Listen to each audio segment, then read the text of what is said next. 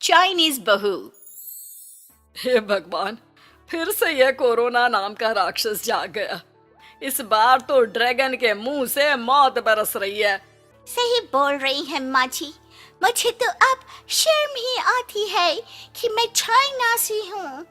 न जाने क्या क्या खाती हैं, कैसी कैसी बीमारी फैलाती हैं। अरे बहू, लेकिन वहीं से तो तू भी आई है ना मेरी लाडो। तू तो अंडा भी नहीं खाती। माँ जी, अच्छा खासा सब ठीक हो गया था, लेकिन पता नहीं कैसे ये फिर निकल कर आ गया। काश चाइना वालों को थोड़ी सी और अकल होती तो आज हम लोगों से अपने यूं जुदा ना हो रहे होते। कोरोना की नई लहर से देश में हो रही मौतों और घर में बंद रहने के कारण हमारी चाइनीज बहू बहुत दुखी होती है। उसे लगता है कि भारत में जो कुछ भी हो रहा है वो उसी के कारण हो रहा है। अब हमारी चाइनीज बहू परेशान सी रहने लगी।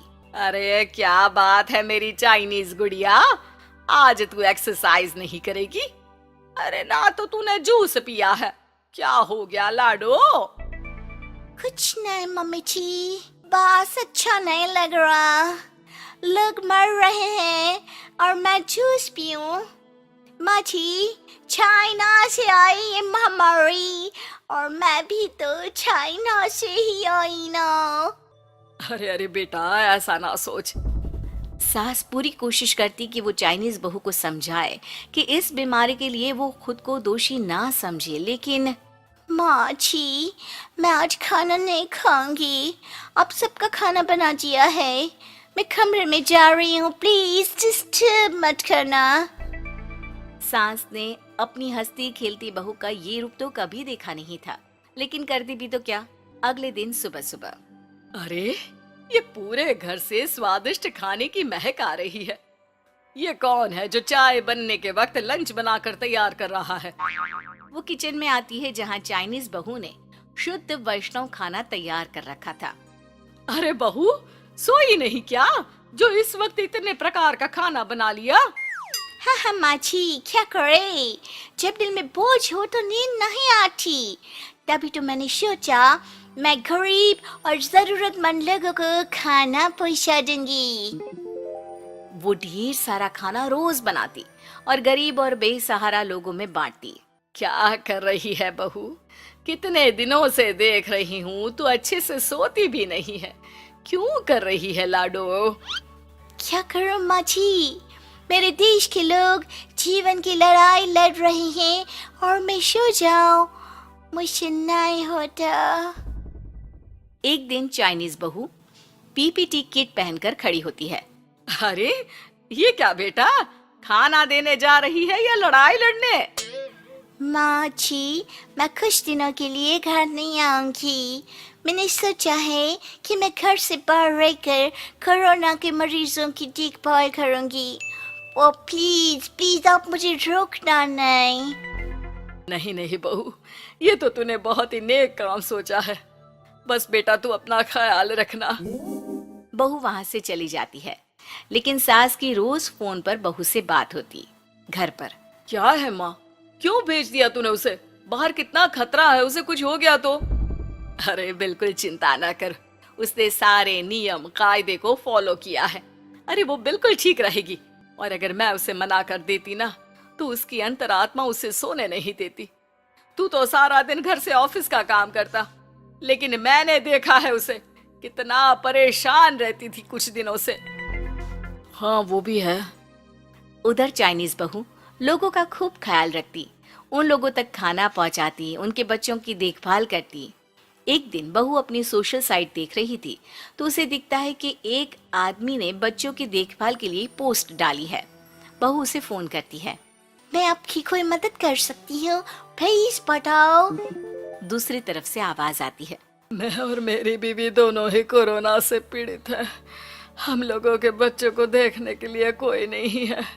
प्लीज हमारी मदद करो। हाँ हाँ बिल्कुल, आप परेशान ना हो, मैं आ रही हूँ। मुझे आपका एड्रेस बताओ। वो आदमी बहू को पता लिखवाता है। वहाँ वो पहुँच जाती है। ओह, ये किसे बुला लिया आपने? ये तो चाइनीज है, इसी के कारण तो हम लोगों का देश इस परेशानी से जूझ रहा है। अरे पर ये तो हिंदी में बात कर रही थी। तभी बीवी की ऑक्सीजन लेवल गिरने लगती है।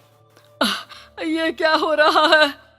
आप टेंशन क्यों ले रहे हैं? जल्दी से इन्हें अस्पताल लेकर जाइए। रुकिए, मैं आपको एक अस्पताल में बेड भी दिला देती हूँ। वो मेरे अंकल का अस्पताल है। चाइनीज बहू फोन पर बात करके उन लोगों को बेड दिलाती है, जहां पति की भी तबीयत खराब हो जाती है और दोनों को बेड दिलाकर बहू घर में बच्चों की पूरी देखभाल करती है। सास का बहू पर फोन आता है। अरे मेरी चाइनीज गुड़िया, कैसी है रे तू?